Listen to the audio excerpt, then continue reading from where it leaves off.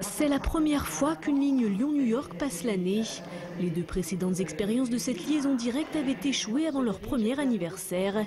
Mais avec 75% de remplissage en moyenne, c'est-à-dire 125 passagers par vol, le Lyon-New York de Delta Airlines et Air France se porte bien. C'est une énorme satisfaction d'arriver au premier anniversaire de cette ligne, puisque ça ne s'était jamais produit auparavant. C'est une évidence que pour le monde économique lyonnais et rhône-alpin, le fait qu'il y ait une liaison directe entre Lyon et New York est un facteur d'attractivité de notre territoire et donc développe les courants d'affaires.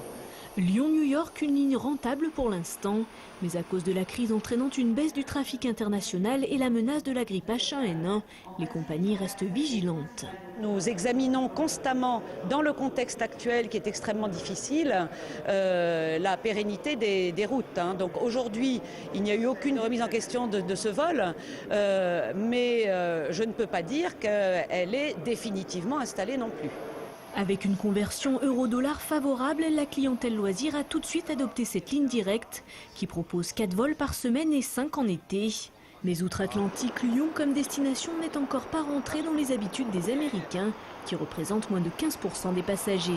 Il y a un travail plus profond à faire. Vous savez que les Américains, eux, ont tout un tas d'opportunités et qu'ils n'ont pas toujours su où positionner une ville par rapport à une autre en Europe.